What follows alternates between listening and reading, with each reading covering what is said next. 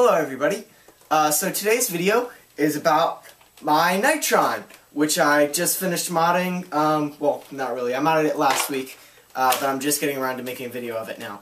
It's a cool gun. It's very annoying. Just gonna throw that out there right now. It's very annoying. My original plan was I thought this was all just battery storage back here, but it's not. There's actually a disc that rotates, which turns the advancing bar, I guess you call it, which pushes the disc into the flywheels. For those of you that don't know, it's a flywheels blaster, so you pull this trigger, and it does that, and it starts a flywheel. And what happens is the disc moves upwards in the clip, and then there's a bar that pushes the disc into the flywheel, and then it gets launched out. Only this one spins. This one is just non-active, but it can spin, but it's not powered. And there's a term for that, but I don't remember what it is. Stationary? No, it's not. I don't remember. Anyway, I thought that bar was more efficiently designed, so I was just going to cut it here and make it a pistol, but it's not. The design, everything about this blaster is absolutely backwards and annoying and stupid. And I don't really suggest buying it. But that being said, it's a very fun blaster. If you're familiar with wiring schemes and, you know, how to actually wire something, then it's a lot of fun. Just because of how stupidly it's wired in stock form. It's like you've got, oh my god, there was like maybe 20 feet of wire in this thing. And it's like, what the hell are you doing, Hasbro? And that was fun. It was fun for me because I actually got frustrated when I opened it. I was like, really? So I bought alligator clips, like 2 10-packs of alligator clips for myself. And, because I bought a pair for my dad as well, because I took some of his wiring. And I snipped, when I opened this, I'm all backwards, I know. When I opened this, I took out all the internals and I snipped all the wires because I was never going to get them back in correctly. And you couldn't take everything out in one neat little pile because that's just the way this blaster is set up, which is another reason I don't like it. But I then hooked everything together with alligator clips, and the only two electronic things you need besides the motors are the momentary switches that each trigger presses. So I linked the motors together and then linked that to the positive side of the RC connector. And yeah, I'm running it off a 12-volt RC battery. So I linked that to the positive side. Then the negative side of the RC battery splits into a T. So it comes up and splits. And then there's a momentary switch, which is each trigger on each side, and then a motor on each side of that. So the positive wire is always connecting the motors, and then when I pull this switch, the T comes up and activates this motor. When I pull this switch, the T comes up and activates the flywheel. So, it's very simple the way I did it.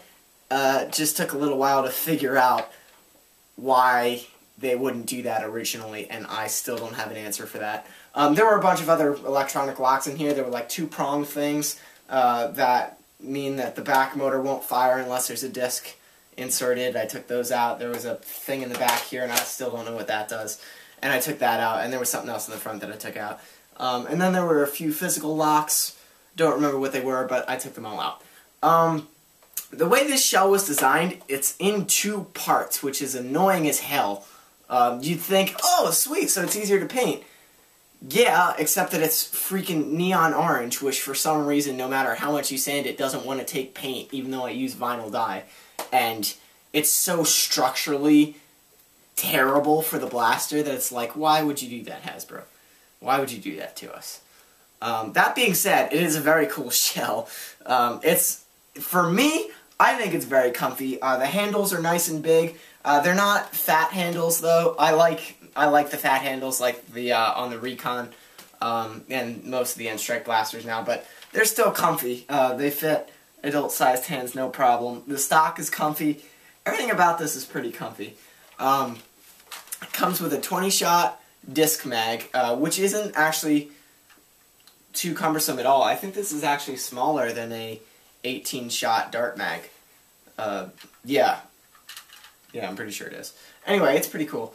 So the magazine only inserts one way, and then there's two triggers on this blaster, for those of you that aren't familiar with it. Pull this trigger to rev the engine.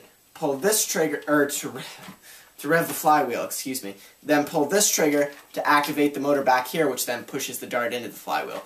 So, it's full auto or semi-auto, and it's kind of slow because the way they built the system back here, it runs off a huge disc, whereas they could have built it on a really tiny disc and had it fire really quickly, but they were like, no, that's too fun, so we're not going to do that.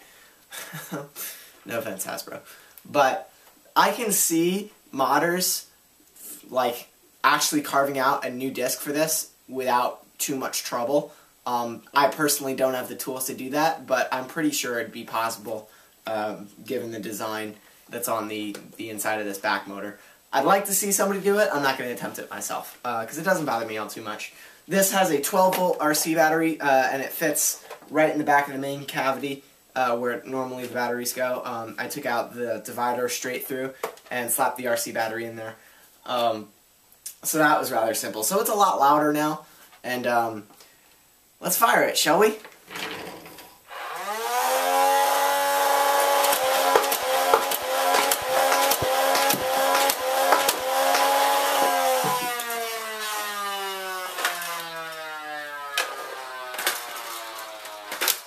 So it does have, I'll just wait for the motor to stop.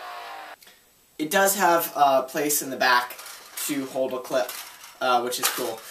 Since it's a flywheel blaster and it's shooting discs, it's like, the ranges on this thing are crazy. All the disc blasters have like really, really good ranges because the discs are, you know, frisbees. So they travel really far. They're just kind of slow, which makes them rather impractical to actually hit things. But I'd say this goes 80, 90 feet flat, no problem. The only problem that I've experienced with this is when you shoot the discs and they land in wet grass, even like slightly damp grass. When you put them back in, the texture is different on the outside of the disc when it's exposed to grass, so it doesn't shoot nearly as far. It shoots like 50 feet when the discs are like that, or 80 to 90 when they're not. And angling really doesn't help range at all. Maybe a little bit, but hardly anything with disc blasters because, you know, they don't arc. They just kind of, if you shoot at an angle, it cuts back at the same angle, like a boomerang. So that's not super helpful. But, yeah, I trash talk this blaster a lot.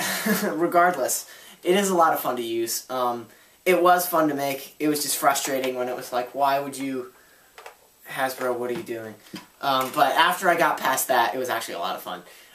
So if you're into wiring, I would highly suggest going out and buying one. I'm sure there's so much you can do with this blaster, because what I was thinking also is to cut it off here, put a PVC foregrip down here, and like put an AirTech down there and hook up one of the triggers to the AirTech, and, you know, put a pump in the turret. So the shell is so big that it lends itself to integrations very nicely. I could see like a swarm fire down here. That would be cool.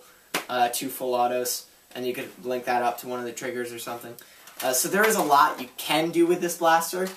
That being said, I will probably not be buying another one. This retails for like 50 at Toys R Us or 45 pretty much everywhere else, and it just doesn't cut it in my book. But it's still cool. So that's that. I will see you guys next video.